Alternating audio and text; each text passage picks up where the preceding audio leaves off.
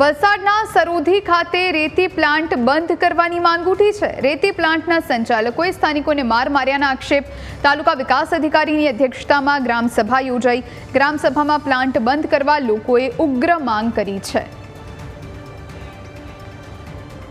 વિશે મને એ જ બીક છે કે આ વસ્તુ બહુ ઘણી વખતથી અમે ટ્રાય કરી રહ્યા છે કે આ રેતીનો પ્લાન બંધ થઈ, પરંતુ મને એક વાતનો ડર છે કે આ રેતીનો પ્લાનના માલિકો કંઈક વસ્તુનો આગળ પાછળ કરી શકે છે। એ માટેનો મને પણ બીક છે કે આ વસ્તુ બંધ કરવા માટે પણ અટકાવી શકે છે કે જે માલિકી અને તેમના માલિકો મોટી હસ્તીના છે। એ બદલ મારે કંઈ કહેવું નથી, પરંતુ ખાસ કરીને એ જ જણાવવું છે કે આ રેતીનો પ્લાન ખાસ કરીને બંધ થવું જોઈએ। આનાથી અમે ખરેખર બહુ તકલીફમાં છે। આજો રેતી સ્ટોક તથા રેતી ધોવાના કામથી સરોદી ગામને થતું નુકસાન અટકાવવા માટે ગ્રામ સભાનું આયોજન કરવામાં આવેલું હતું, જેમાં ગ્રામ પંચાયતના સરપંચ, તલાટી તથા ગ્રામ પંચાયતના તમામ સભ્યોએ આ રેતી પ્લાન્ટ અને રેતી ધોવાનું જે કામ છે એ બંધ થવું જોઈએ એના માટે સંમતિ આપેલ છે। હવે આવતી સામાન્ય સભામાં આ ઠરાવ રદ કરવા અંગેની કાર્યવાહી કરવામાં આવશે।